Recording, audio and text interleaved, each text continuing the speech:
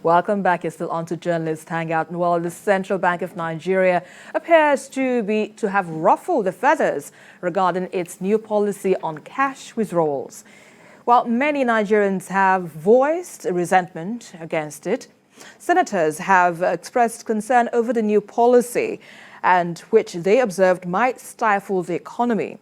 Also, mobile money operators and bank customers have expressed opposition to the new regulations on withdrawals, saying the Apex Bank wants to send them out of business.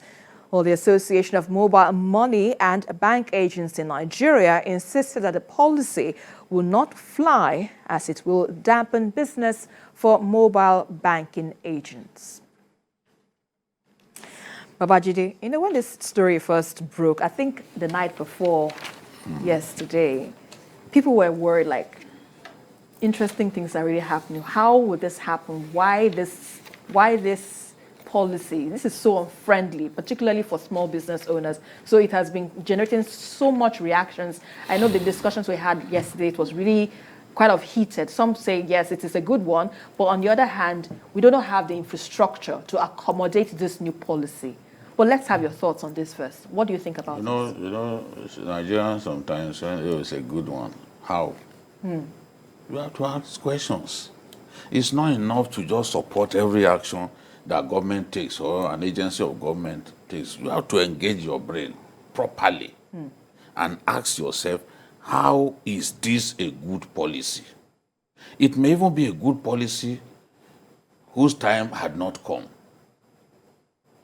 Emefiele wants to get everybody, not to spend cash. You can't turn Nigeria into a country like the UK, that the economy is largely credit-based. You can't turn us to such a country overnight. We have infrastructure issues. Okay, look at my state. How many banks are still open in my state, for example? It's in the rural, it's in the urban or semi-urban centers that you have banks these days. In the past, we used to have banks, Afribank and the rest of them, Union Bank, those banks in villages. Core members, they receive their salary through those banks. And other people, teachers and all that, primary school teachers. But these days, because of security issues, banks have shut a lot of their branches, most of their branches in the rural areas. People are now reliant on the POS operators or money agents. Agents, as it's been described. As the CBN likes to call them. I think they call them mobile money and bank agents. They don't really call them POS. We call them POS. We identify them by the tool of that their they trade. use to operate, yeah. So you go to your village, they are present there. You need cash, they give you. You want to save money, you take it to them. They are functioning for us like alternative banks. Right. Where banks are not present, they are present. The other day in, I think it's Sonlu area, there was a bloody attack on a bank. And those boys, before they actually went to the bank, they first attacked the police post in the town. Killed about 9 policemen or so. So that those who are supposed to come protect the bank, you've already disoriented them. You've rendered them incapable of offering any form of protection to stop that bank attack from happening. What do you expect? That kind of attack takes place.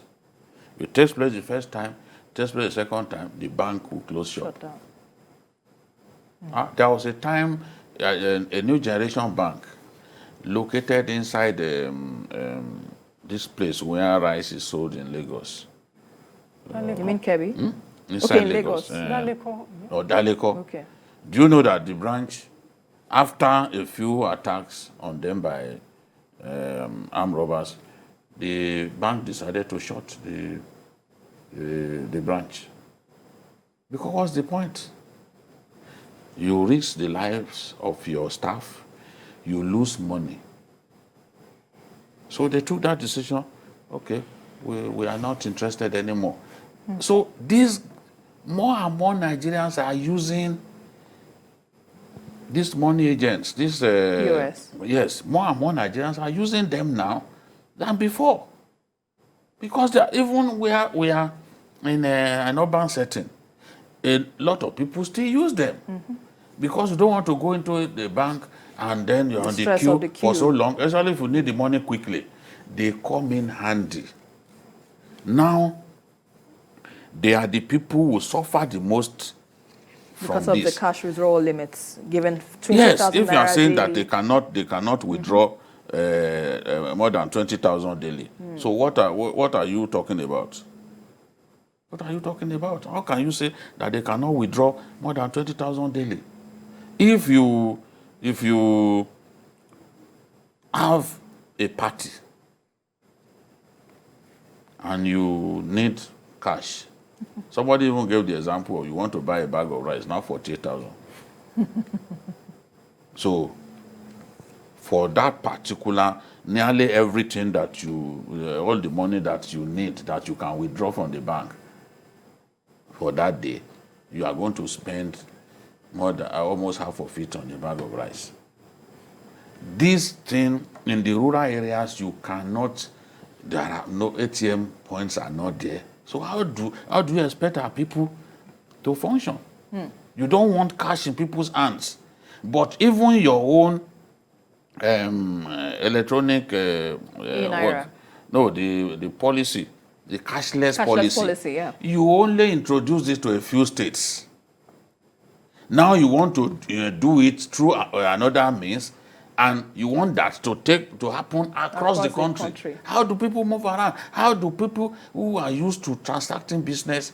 In fact, the whole idea of getting people to use the banks a lot more, keep money in the banks, this one will discourage it. Because once this exchange of new Naira notes with the old one happens, people will keep their money in their houses.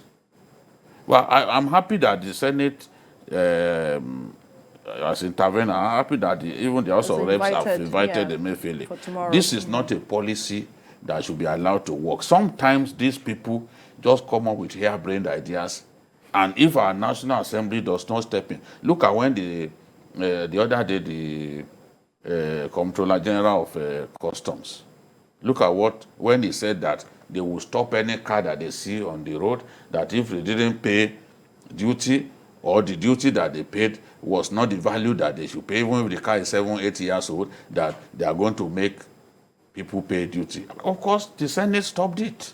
If they had not stopped it, even if you bought a car from someone, you are not aware that that person didn't pay the full value of the duty, or he didn't pay, you will be made to pay. What kind of rubbish is that? What the law says is that once even a vehicle has gone past the border by certain meters, you cannot, you are not obligated to go and stop such a car and ask for duty.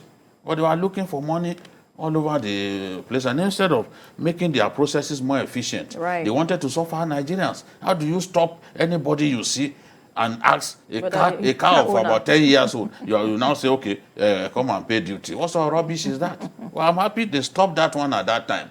And I expect that even this one has to be stopped, because even the senators, they too will suffer from it. Remember when Sanusi wanted to come up with 5,000 Naira notes?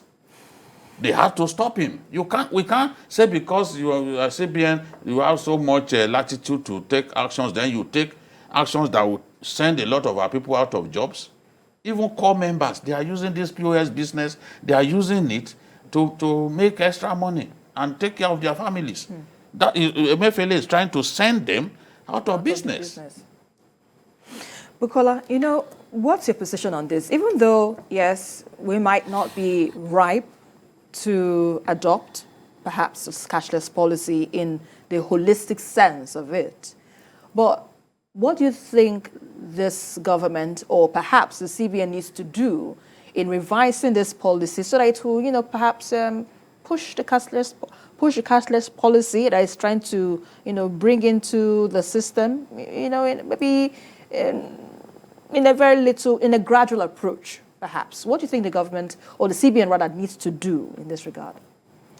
I think in the past few days or weeks, the CBN must have been listening to people's opinion, their grievances. I think they should be reading the opinions of people. A majority of the people are against this policy, and they are giving reasons. They are giving reasons for, attacking the policies. Genuine reasons that you want to send a lot of people out of business. You said 100,000 naira per week, and it was coming in smaller denominations, 200 naira and below. And this is very, very inconvenient. So if they are able to listen to people, I know that before they said January 9, that the policy is going to take off, I think they should come down a little bit. They shouldn't always compare us with the UK is doing cashless policy, the US is doing this, the US is doing that. Let's do things at our own level. We should know that a majority of our people, they are even illiterates, living in the rural villages. So those people, what do you want them to do? I think if they listen to people's opinion, they should know that, no, they have to revise a lot of things about this policy. It must be revised. Indeed, being revised is another situation that should be looked into. But Babajide, there's a particular concern the CBN is that it wants to control the amount of cash, the cash flow in the economy. It doesn't really know the amount of money in the vault. So this is one way of trying to ensure that all the money is perhaps with this new redesigning of the naira, before it gets into the public, before public use, let us keep this one and ensure that, okay, what is going out into the public, we are able to monitor it so that we do not have too much or excess cash in the system. But what do you think about this, and how do you think the CBN can get this or address this while pursuing this new policy? People are hungry. There's inflation. It's not by one method that you can address the matter of inflation. Oh, there's too much cash chasing few goods. That's the most simplistic definition of inflation. But people don't have money. People can barely survive.